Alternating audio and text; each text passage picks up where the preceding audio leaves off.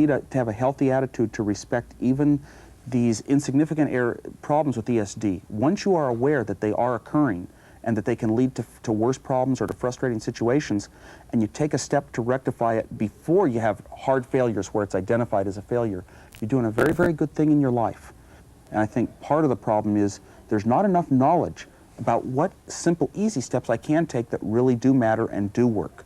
It's a little bit of a subject that's just secondary enough, just low enough priority that it doesn't quite get, it's not visible to everyone.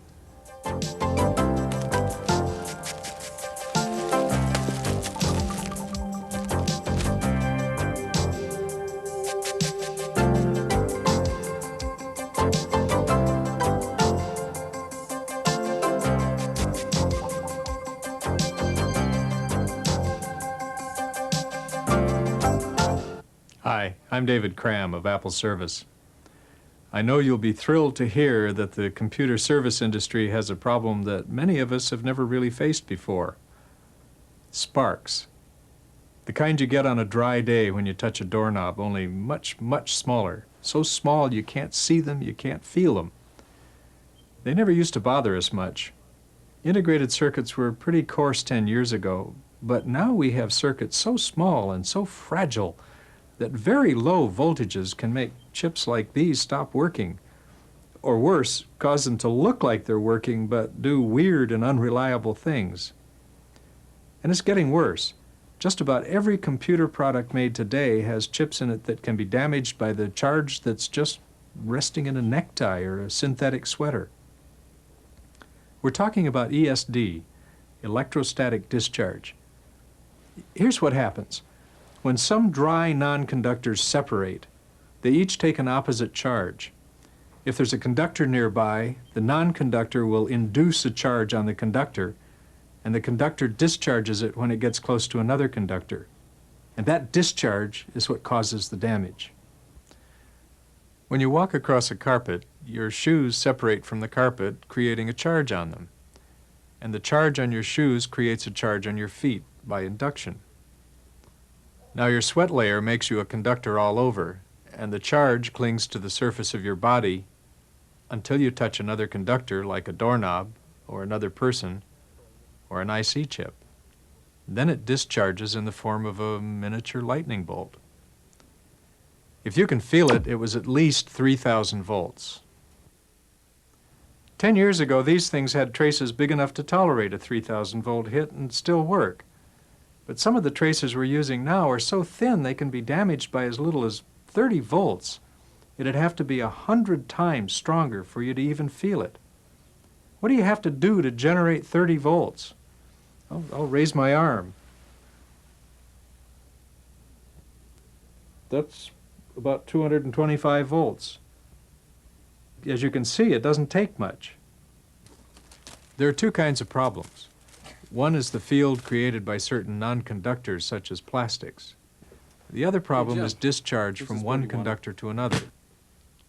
How do we know about all this? I can't touch a working chip and then take it apart and show you the damage. We'd have to use an electron scanning microscope that magnifies several thousand times. It's an expensive process and not something we'd do casually. But if you take the top off the chip and look for damage, and if it looks like this, or this, you know it was caused by a spark. Believe me, if you need proof, we've got tons of hard evidence and thousands of photographs. Actually, we believe in a lot of things we can't see: germs, radio waves, radioactivity, for just a few examples. 150 years ago, the medical profession had never heard of germs, and it took a long time to convince surgeons that they have to scrub up before cutting into someone and not just wash up afterward. Another example is radioactivity. We believe in it not because we can feel it, but because we know its effects can be horrible. Now, it's not so important for you to understand exactly what happens inside the chip when it gets zapped by an electrostatic charge. It is important to accept the fact that something happens, something bad, to the boards that you care about.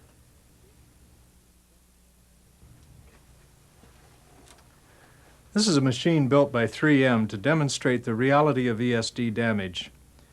Here we have a MOSFET transistor, but what we're going to see done to it could be done to a CMOS chip just as easily. First, we're going to test one. If it's good, she can set this to 10, and this won't go above 325. So that's good. Now we'll check it for leakage. And as the transistor warms up, that should come down to 0.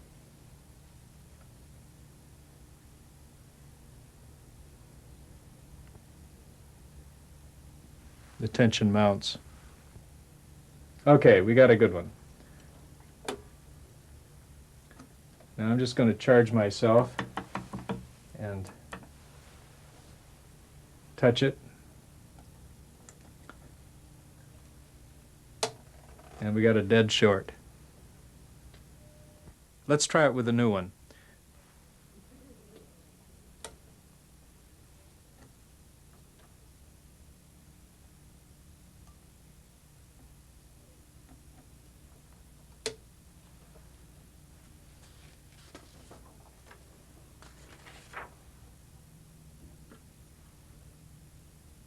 Okay, check it for... This is just an overhead transparency foil. I'm not actually going to touch it, but we're representing the kind of problem caused by bringing charged non-conductors close to a chip.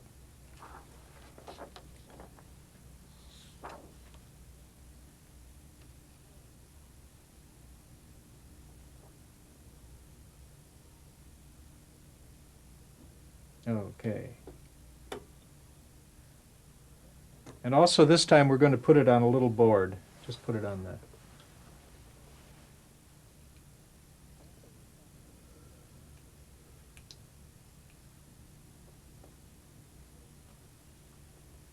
Okay, now I want to wave this over the top without touching it. I'll wave it under the bottom.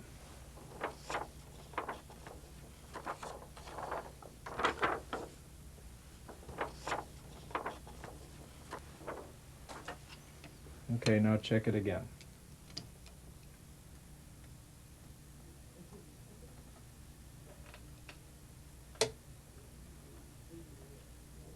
Okay, that part's still good. Check it for leaks. Uh-oh, it has a short. And I didn't touch the transistor. That transistor passed a functional test, but it leaks. It's going to fail in the field. And we know all too well when a damaged chip finds its way into a computer, it can have aggravating consequences. How can we stress this? 100 years ago, the medical profession didn't really believe in bacteria. Now they take elaborate precautions to keep their working environment sterile. We're just beginning to realize that we have to be just as meticulous about static if we want our patients, the chips, to survive and function properly. Now, you might be saying to yourself, hey, wait a minute. I've been handling boards for years without protection, and I sure haven't experienced the kind of failures you're talking about. Well, there are two reasons for that. One is that as crowded as these integrated circuits are, there are still a lot of places where a zap won't hurt anything. The other reason is that most of the time, sparks only wound. They don't kill. So if you wound one, and if it fails outright in a month or two, well, you've gotten away with murder. It's question time. Take a look at the following and tell me if the chip on the bench is going to be all right.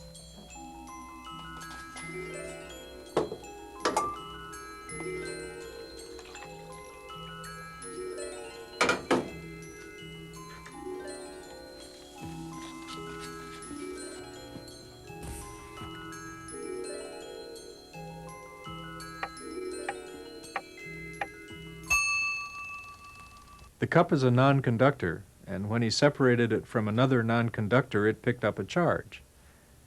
He placed the charged non-conductor near the chip, and inside the chip are conductors. Let's look at a slow-motion representation of what happens. As the field surrounding the cup envelops the chip, it causes voltage changes in the traces. and if the voltage reaches a level high enough to jump, it burns a hole between the traces. The spark's heat vaporizes the metal, which then condenses on the sides of the hole. If it creates a direct short, we're lucky. Usually it doesn't, and we have a degraded circuit waiting to fail in the field. We can get rid of a charge on a conductor by touching another conductor, but the cup is a non-conductor. How do we get rid of a charge on a cup? The only way a charged non-conductor can get rid of its charge is for the ions, positive or negative, that make up the charge to unite with ions of opposite charge. The air has ions floating free, and gradually the cup will find enough to go back to neutral. But that can take quite a while, hours, days. If you want to hurry the process along, an ionizer generates both positive and negative ions, and as they flow around the object, it takes what it needs. But even an ionizer can't neutralize the charge quickly enough to prevent damage, which happens in the first few millionths of a second. So what can we do? Well, the basic rules are simple. If the device is not being worked on, it should be in a shielded bag. If the device is not in a shielded bag, don't touch it unless you're grounded with a wrist strap or a heel strap. And don't let ordinary plastics or synthetic clothing get close to it. Let me show you something. This is a gadget that spits out positive and negative ions. I'll just prove it to you with my static meter here. Positive and negative. Now zero the meter. This is a new bag. Now put the meter inside. Turn it on. Zero it. And then I will fire the gun at it, and there isn't a wiggle.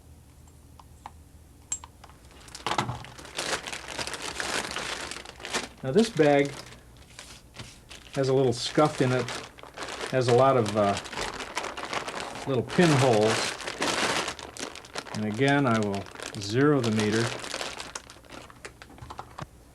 As you can see, this is allowing 200 or 300 volts to seep through the bag. When we say put it in a shielded bag, we mean a good one, not one with a lot of holes or a lot of scuff marks on it. If you see a worn bag, test it. Don't risk a $100 board to save a 60-cent bag that's already lived a rich, full life. While we're at it, let's see what happens when you put it inside a bag that's anti-static but unshielded. This is a typical anti-static bag, but it's unshielded. Put the meter in, zero the meter. Oop, better set that on high. Zero the meter.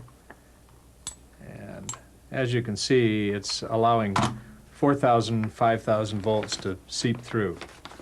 This bag won't cause sparks, but it won't protect from a field that's placed near the chip. By the way, we used to think that once the chip was mounted on the board, it was no longer susceptible to ESD damage. Not so. In fact, the possibility of damage actually increases because the traces and leads on the board act as antennae. A proper workstation will have a conductive mat grounded to earth ground, to which the worker attaches a wrist strap cable. When we say ground, we mean real earth ground.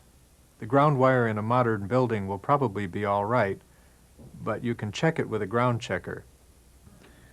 The wrist straps have to touch the skin, or they don't do any good. If the worker can't wear a wrist strap because it hampers movement, he can wear heel straps, which go from the moist inside of his shoe to ground by passing under the heel. Of course, he must be standing on a floor pad that's both conductive and grounded. By the way, I've had techs tell me that you don't have to worry about grounding unless you have carpeted floors. That's just not true. It doesn't matter what you have on the floors. If you're not grounded, you can't be sure you're ESD safe. The tools used at the bench, like soldering irons, have to be grounded, and devices like solder suckers must be made of conductive plastic. These old blue ones can generate several thousand volts on a dry day. Be careful of heat guns. Some can generate over 10,000 volts directly on your work. And don't use toothbrushes to clean your work. Brushes should be natural bristles, not plastic. And storage bins should be made of conductive plastic.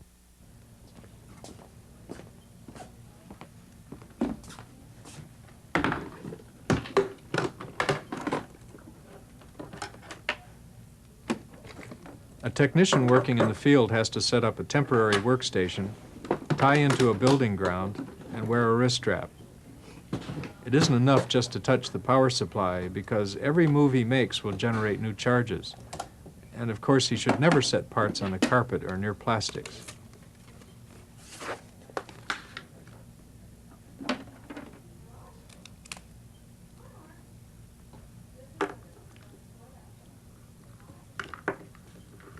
Okay, let's see if you can answer some more questions.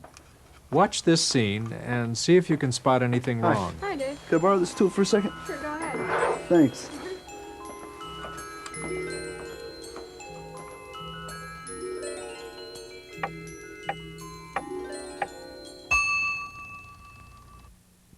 Did you see anything wrong? Let's look again. The tech walks up wearing a synthetic Hi. jacket, Hi, Dave. Can I borrow this probably tool for a loaded second? with static. He doesn't touch a thing, but when he reaches across to get the tool, his jacket almost touches the work on the bench. And that could be enough to hurt the board. Try this one.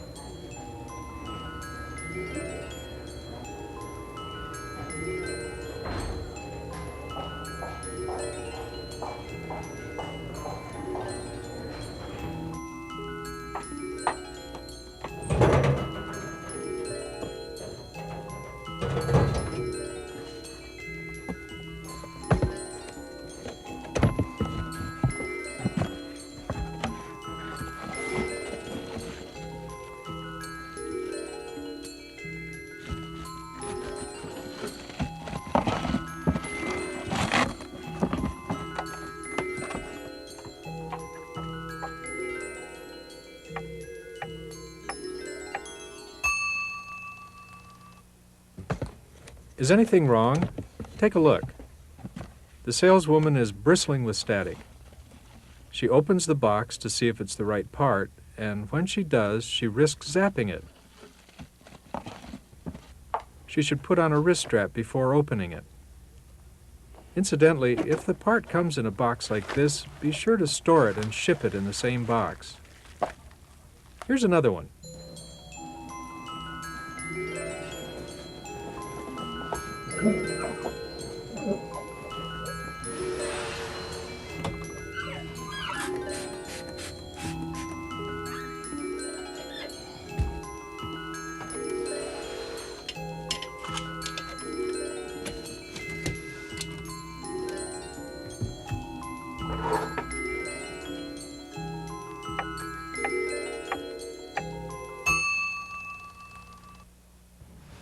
What's the problem? He has anti-static carpet on the bench, and he's just sprayed it. Now, the carpet won't spark to the board he's working on, but it isn't grounded, and the technician isn't grounded either. As soon as he generates enough static, it'll discharge to the nearest conductor, probably the board.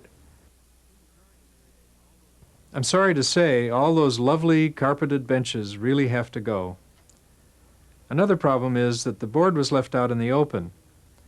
Air is a major generator of static. Think about that the next time you see lightning. And the board should not be bathed in open circulating air any longer than necessary. When you're through working on a board, or when you're through for the day, put the board you're working on in a shielded bag. Try another one.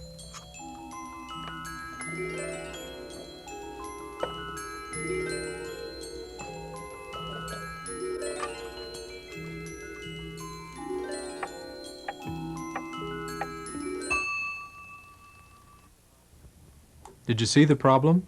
She's grounded. All looks good. But what's this? Non-conductive plastic bins? If they've been sitting here, they're probably neutral, but once a bin has been slid out, it can have a charge, and the parts in it could be damaged. Another problem is her hair. Her body is grounded by the wrist strap, but her hair is a non-conductor. Depending on how hard and how recently she brushed it, her hair is easily capable of damaging the piece she's working on. Try this one. Gina, this is our service Uh-oh, area. here comes the boss with a visitor. And I'd like to show you some of the equipment that we have. This is one of our logic boards right here. And as you can see, it's very complex with the memory and the microprocessors on it. Get a good feel for it, okay? We'll just place that down there. Let me take you over here and show you over here, okay?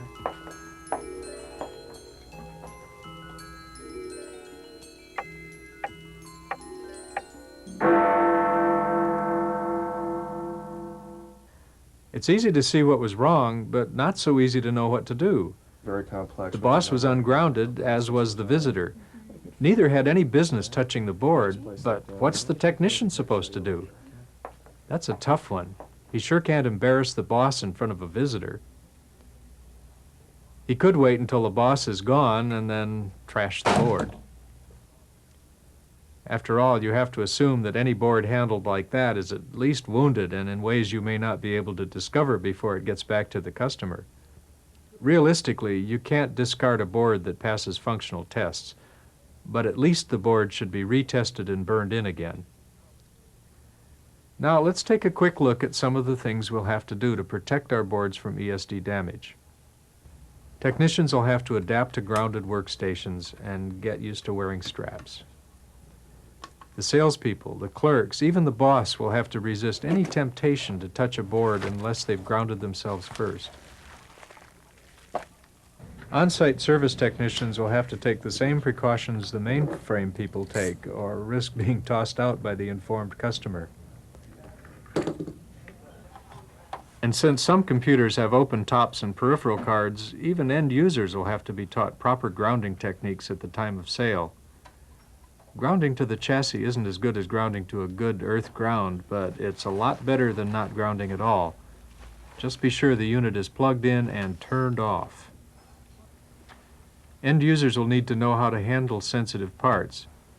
In fact, we want to educate the end user to look for proper grounding procedures when he selects a service center. Hi, here's the board that I called you about. Thank you very much. Thank you. Because when the customer brings in a card for repair, he should know that if it's not protected, he himself may have damaged it. We'll do what we can. We all have to observe 3 simple rules. If you're not working on it, shield it, either in a bag or inside a computer system. If it's not shielded, don't touch it unless you're grounded. And if it's not shielded, don't let non-conductive plastics get close to it.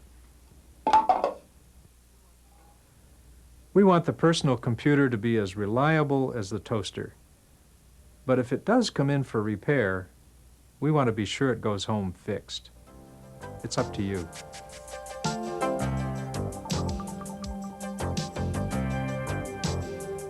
You know, even from personal experience, I've had a lot of my own equipment, and I'm not working day in, day out, passing a lot of equipment through my hands. It's what I own and use. I've had a lot of it fail for ESD reasons. I mean, one of the key architecture features of the Apple II that was a huge plus for the whole industry getting kicked off actually came about because of an accidental ESD experience. Tell us about it. Sure. The first design of the Apple II said the cheapest memory chips are 1 megahertz. A TV line scans across for 40 microseconds of video and 25 microseconds of blanking. So I gave the video circuits, in the first Apple II design, gave the video circuits 40 microseconds in a row, 40 cycles of RAM. And then I gave the microprocessor 25. And I thought holding the microprocessor off for 40 microseconds was plenty safe. All the specs assured it. The engineers on the phone assured me that it could go for 2 milliseconds. But the Apple IIs I was demonstrating, they would fail. All of a sudden, the processor would go bad. The 6502 would go bad. So I'd plug a new one in, and it would work fine. And I had this dead 6502, but for some reason, it still worked in an Apple I. It was a very weak effect that caused it not to work in my Apple II design, but it did work in the Apple I design. Well, it forced me to figure out that the electrostatic discharge, one time I actually noticed a spark, and right when it went bad, and I knew that that's what led me on to it. Really was some sort of electrostatic discharge was not destroying the chip, but it was ruining a parameter that wasn't clearly specified in any data sheets. And I finally determined that, okay, you cannot hold this processor off for 40 microseconds. You can when it's brand new, but you cannot a week later. Every single one I used, you could not a week later. And that led me to search for the fact that now the 2 megahertz RAMs were inexpensive, and by going 2 megahertz, we could have video processor, video processor, video processor. It's a very famous characteristic of the Apple II that helped make a lot of its architecture work so well and give it such great performance. And it came about because I was trying to solve an ESD-related problem. ESD protection, when it's a disastrous failure, it's spotted instantly. You know, we can all put a weight on that. One of the worst things about ESD failures is that sometimes they're partial. They are intermittent. They cause a computer that will occasionally run for a few hours and then crash, but it can't be traced. You try to run all the tests on it, everything seems to run fine. These intermittent problems are the worst ones. They're the hardest ones for technicians or normal people to deal with. You can go for several months before usually the problem gets worse, is the only way you ever do get it rectified. If you have a sloppiness about your whole approach, eventually it's going to lead to some of the more disastrous problems, particularly later in your own career.